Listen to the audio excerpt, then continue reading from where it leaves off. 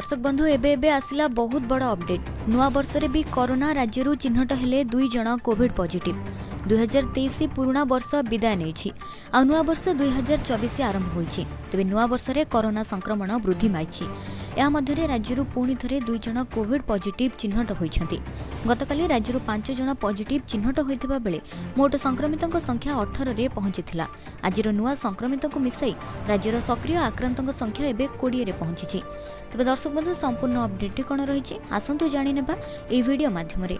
तेबे ता पूर्व आमर ए वीडियोटी को लाइक करंतु एवं चैनल को सब्सक्राइब करी पाखरे थिबा ऑल नोटिफिकेशन को सिलेक्ट करी रखंतु जा फल रे प्रत्येक लेटेस्ट अपडेट सर्वप्रथमे देखि परिबे।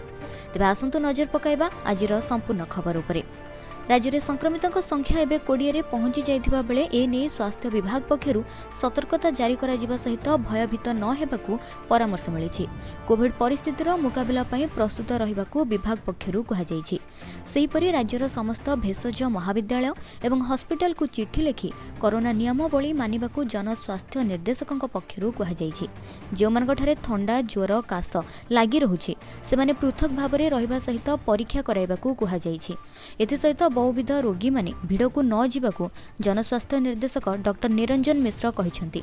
या पूर्व गत 29 तारिख में 5 जण नुआ संक्रमित चिन्हट होइथिबा बेले 28 तारिख में 3 जण चिन्हट होइथिले। संक्रमण बढ़ुथिबारु मास्क पिंधिबाकू स्वास्थ्य विभाग पक्षरु परामर्श मिलिछि। तबे दर्शक बंधु यह थिला कोविड को नहीं किछि लेटेस्ट अपडेट। जदि वीडियोटी आपण मानक पई हेल्पफुल हेथाय तबे वीडियोटी को लाइक करंतु एवं जोड़ी हे रुहंतु आम चैनल सहित।